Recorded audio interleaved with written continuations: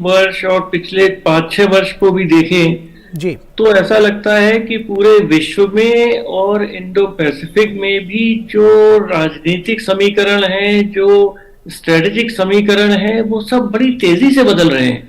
जी। और ऐसा कुछ लोग कह रहे हैं कि शायद शीत युद्ध दोबारा वापस आ रहा है। हम्म। यूरोप में तो युद्ध शुरू हो ही गया, शीत युद्ध क्या, वो तो गर्म युद्ध हो गया, हॉट वार हो गई।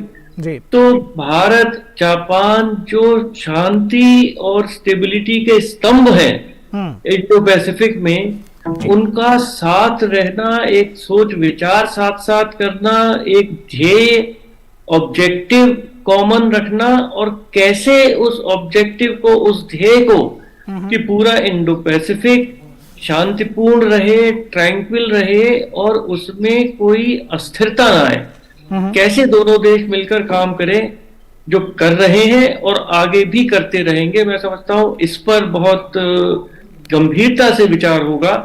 और हम देख रहे हैं कि जिस तरह से चीन का विस्तारवाद बढ़ रहा है, जी। बहुत सारे देश इंडो पैसिफिक के, अभी ऑस्ट्रेलिया के भी देखिए प्रधानमंत्री भारत आए थे, और क्वाड में और तरह तरह से ऑस्ट्रेलिया भी अपनी नीतियां बदल रहा है। उन्होंने अपनी न्यूक्लियर सबमरीन्स वो खरीदने का प्रयत्न कर रहे हैं। जापान ने अपनी एक नई सुरक्षा नीति 2013 में के बाद से चलानी शुरू की है, अभी दोबारा उन्होंने उसको अपडेट किया है। जी। तो समस्याएं इंडो पैसिफिक में जो क्षितिज पर दिख रही हैं, वो एक गंभीर रूप ले सकती हैं, और उसको किस तरह से भारत और जापान जी मिलकर उन समस्याओं का निदान करें, उससे निपटें। मैं समझता हूं एक तो ये बहुत ही बड़ा पक्ष आज की वार्तालाप का इंडो पैसिफिक के संदर्भ में रहा होगा। जी, जब इंडो पैसिफिक संदर्भ में आपने कहा जिस तरह से चीन की वर्चस्व वाली या विस्तारवादी जो नीतियां हैं, उसको कहीं ना कहीं उससे पार पाते हुए और दोनों देश एक साथ रहें, और ऐसे में नए इंडो पैसिफिक का प्लान जैसी कोई चीज है जिस पर आगे बढ़ने की कोशिश करेंगे दोनों देश, आपको लगता है एम्बेसडर तयाल?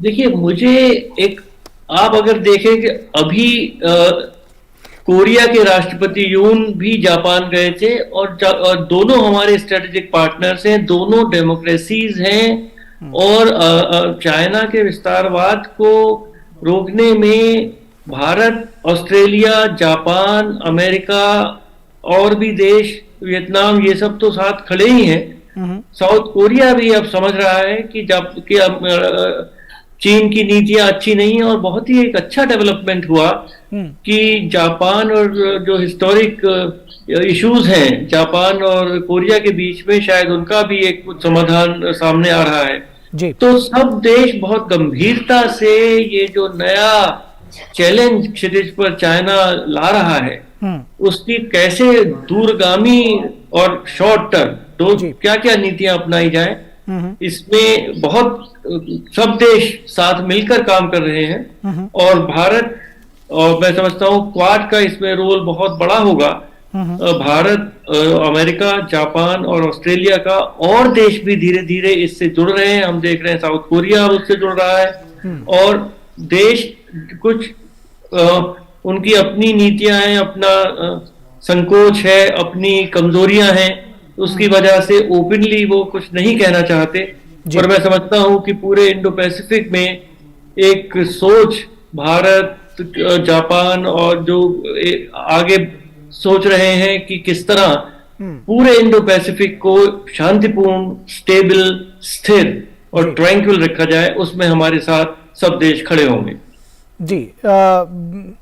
प्रोफेसर चौधरी, अगर आपसे ये समझने की कोशिश करें कि जो जियोपॉलिटिकल डायनामिक्स है, उसके अलावा भी जो दोनों देश हैं उनके बीच में सहयोग के लिए, खासतौर पर रक्षा में सहयोग के लिए बहुत कुछ है, और जब भारत रक्षा क्षेत्र में आत्मनिर्भर होने की बात कर रहा है, ऐसे में जापान का साथ कितना महत्वपूर्ण है? जापान का शिंजो एबे का टाइम में उन्होंने वो वॉर डिफेंस एक्सपोर्ट का एक ये पॉलिसी निकाले थे, जिस वजह से हमारे काफी साफ हम कोऑपरेशन में कुछ अंतर आ सकता है। जी। हमारा digital technologies, digital economy and digital technology for defence purpose जो है वो इंडिया काफी आगे बढ़ चुके हैं, और इनका जो कोऑपरेशन है इसमें हम लोगों का काफी फायदा होने का चांसेस हैं।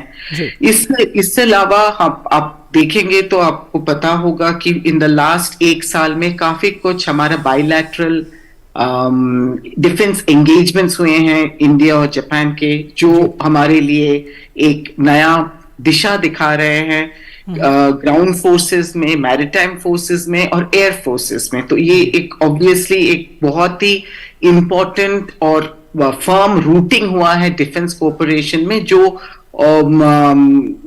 इंडो पैसिफिक में जो हम लोग बोलते हैं एक शांति, एक स्टेबिलिटी लाने के लिए इसमें बहुत अच्छा काम आएंगे।